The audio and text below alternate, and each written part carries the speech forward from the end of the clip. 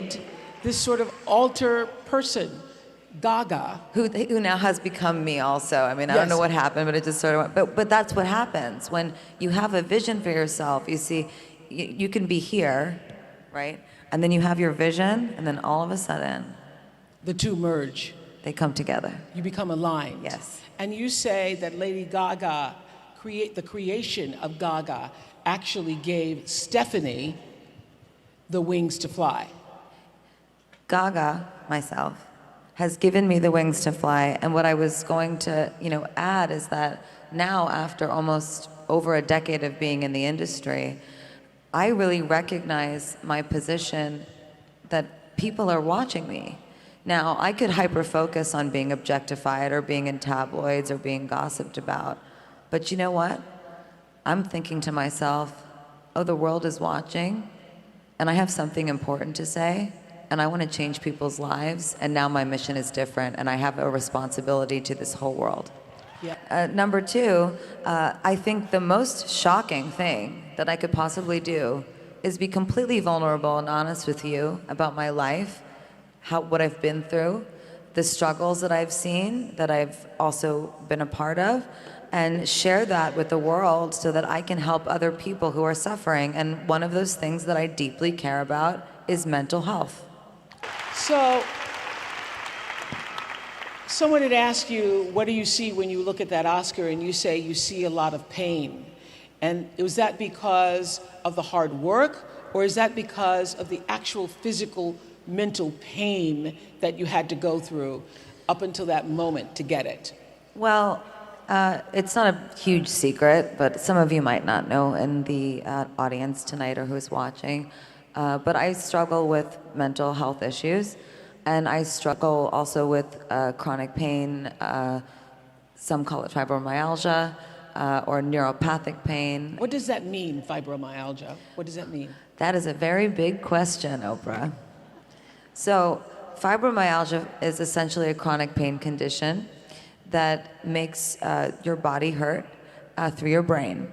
Now, someone that might be watching this that has it might be saying, don't tell me that my fibromyalgia is in my head, because my whole body hurts.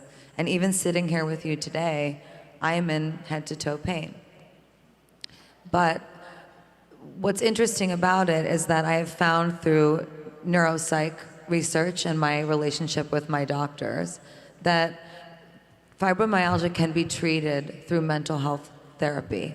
And mental health is a medical condition. It should be treated as a medical condition. It should not be ignored. Triggers come in all forms, in ways that you cannot predict, and show up in your life in areas that at the time you don't know that this is mental illness. You shared with me that you became a cutter. I did. And I have scars. And that you have scars from cutting. Can you explain to me, because I have girls at my school who cut, and I still to this day don't understand what it means. And I know if you are in this audience, some of you have raised daughters who were cutters. Yes. What is that? Well, I like to say I used to cut. Yeah. As opposed to saying cutter. And I think I did say that with Yes. you in our interview. I love you too, sweetheart. I like to say I used to cut as opposed to I am a cutter, because then that I identify with it. Yeah. And that's not healthy for me. And when you speak things out into existence, you're feeding back something to your brain that you don't want to. Right. So I used to cut. Cutting for me, I believe, happens for a variety of reasons. I also used to throw myself against the wall. I mean, I used to do some horrible things to myself when I was in pain. And the truth is there's two reasons I believe that this happens. And this is my own personal expertise just from my experience, is that I would cut because I didn't want to feel pain. And other times I would cut because I wanted to show people that I was in so much pain, That you were in pain. that I needed help. Yeah. And so, when you were speaking on stage at the Oscars about working, it's not about winning. It's about never giving up. All the times you were beaten up and you kept getting up. What kept you getting up? All of you.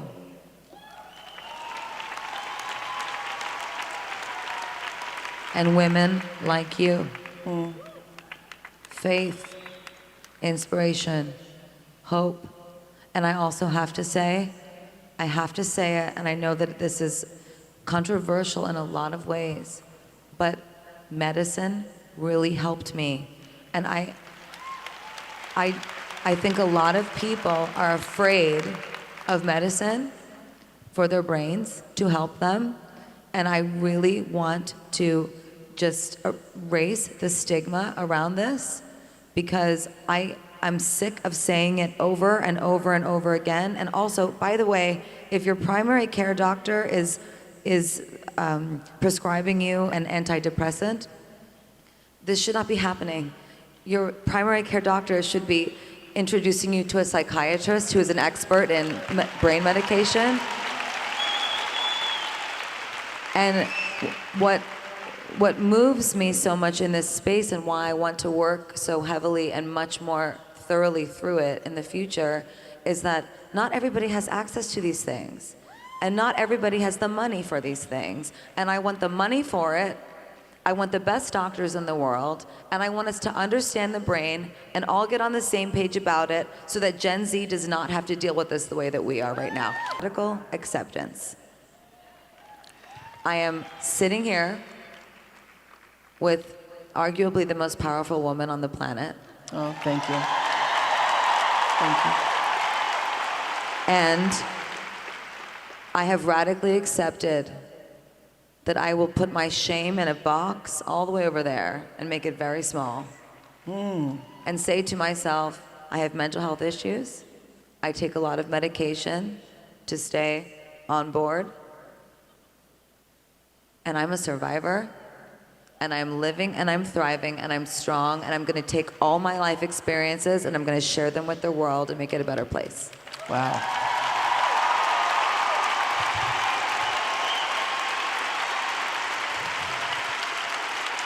Which is what we've been talking about today, that you can't move forward with anything in your life until there is actual radical acceptance. You have got to, listen, I needed like a glass of wine when they told me this. I remember sitting with my doctor. His name's Andy. And Andy's like, you need to radically accept that you're gonna be in pain every day. And I was like, are you kidding me? I was like, that's how I'm gonna heal? It's just by accepting that I'm gonna feel awful all the time. I'm gonna be in head to toe pain constantly. And he said, you have to radically accept it. And guess what? It took a little while, but I did. And you know what else happened after that? What? Slowly, the pain dissipated, slower and slower and slower. And then all of a sudden, I can function. Because I was on the couch, Oprah. BT that they teach you is about emotions, and then I'll explain it. So if I say I'm upset, right? Then I'll say, why am I upset? And then I will write down all the reasons, and then I will check the facts. And if the emotion of feeling upset fits the facts, then I'll go to the next stage and I will say, okay, what action am I going to take now to solve this problem? So if I'm upset because I'm in pain, right? Then what's my action going to be? I'm going to take my medication that's going to help me. I'm going to reach out to a friend or my doctor and tell them that I'm not feeling well. And I'm going to try to get to the core of the issue inside of me and speak it out into existence and do the cognitive work to say, I am upset because today I am triggered about being raped when I was 19 and I'm having a trauma response, and I'm going to take my medication and I'm going to try to calm down my nervous system as much as possible so that this pain dissipates.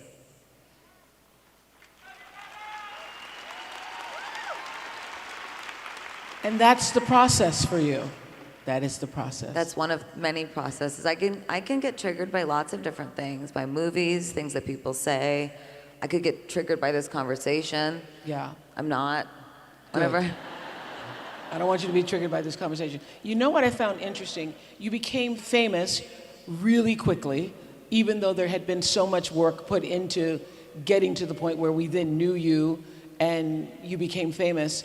And you made the decision, or have made the decision, that you're not interested in just fame, but you're also looking for impact. I want impact. I always did. I thought it was just through music at one point. I had some dreams of being an actress. And then it really was a spiritual awakening for me. I mean, I consider myself a spiritual, religious woman. I don't go to church every Sunday, but I do pray every day. I prayed like 8 times before I came out here with you. I was like, God, just tell me what to say. And the truth is that once I became famous, I thought to myself, well, I will, and I want to continue making music. I will and want to continue being in movies. But I want to help people. These people that come to my shows, I don't want to just take your money and sing for you. I want to help change your life. And I have all this life experience. And I can't, when I talk to God, right? And whatever you want to call it for yourself, if it's God or the other realm or your angels or By any name, it responds. Any gender, right? In response, when I talk to God, I say, tell me what to do, because I'm being watched, and I want to do the right thing here. So tell me what to say. Tell me how to say it, and help me see the path. And if you show me that path, I will walk down it. And do you know what, Oprah? Look where that path has led me. I am sitting right next to you. It does it every time. Ask and you shall be given. What has been your greatest spiritual awakening?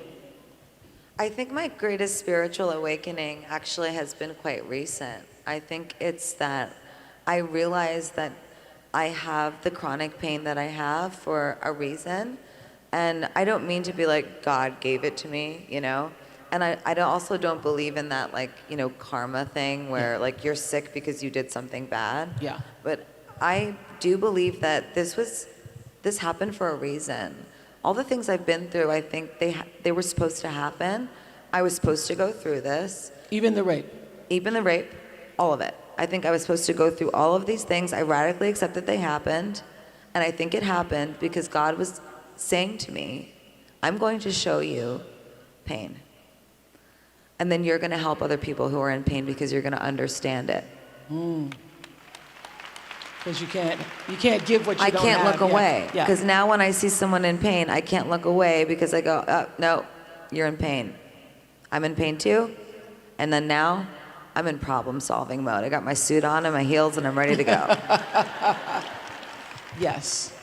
So this wisdom, but let's talk about the loneliness for a moment. I think everybody has this assumption that if you're famous, you're always surrounded by people who are doing things for you and you're being supported and nourished and given everything that people imagine in their lives they would want for themselves. But it's also a lonely journey. It's lonely.